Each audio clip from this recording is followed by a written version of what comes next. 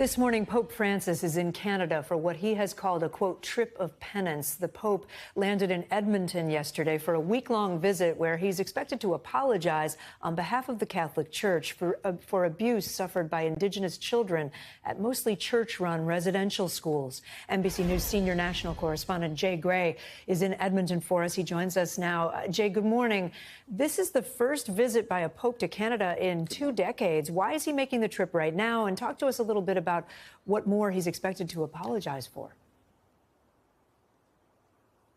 Yeah, Kate, and the Pope has been pushed on this for decades, various popes, to come to Canada to make this apology. And the Pope has agreed to do that after a group of Indigenous leaders visited the Vatican earlier this year and urged him not only to make the apology, but to do so on Canadian soil.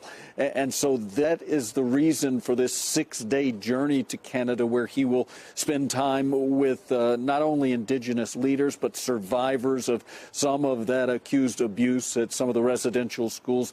We expect to hear the formal apology a bit later this morning, as he is visiting with some of those survivors at a former school. What are the abuses? A wide range.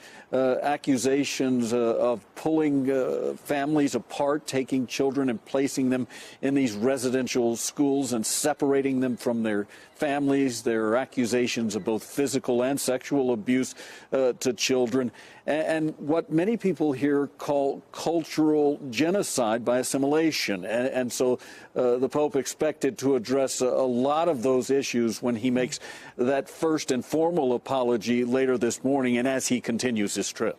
And Jay, I know there's been a mixed response so far from Indigenous leaders there. What are they saying about the visit? Is an apology going to be enough?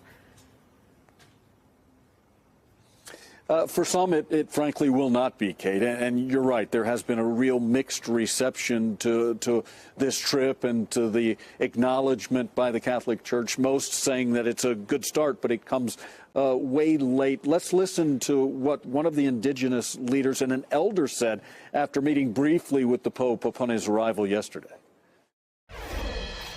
And that's a part of the problem we've had with the church, is that they have not been really including us in the proper planning of this process. It's been very unilateral, and we don't feel that it has been about survivors. It has been more about the church. I think this visit is kind of long overdue. Maybe it's something that should have happened many, many years ago. Maybe the start of reconciliation would have started then. Yeah, and look, a lot of those survivors and leaders saying that they need the tools, not only the words, but the tools to move forward, including, some say, compensation from the church. And Jay, I have to ask, we see the Pope in a wheelchair on this trip. How is his health? Could this maybe be the last big trip we see for him? Yeah, it certainly has that potential, Kate, and especially to North America. Look, he's struggling with mobility and health issues. He's had knee problems, ligament damage, and has refused surgery. He is going to be in a wheelchair throughout the duration of this trip.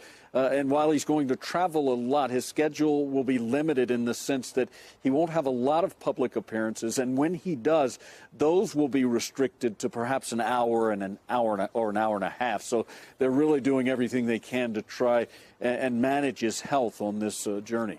All right, Jay, thanks so much for being there. Appreciate it. Thanks for watching our YouTube channel. Follow today's top stories and breaking news by downloading the NBC News app.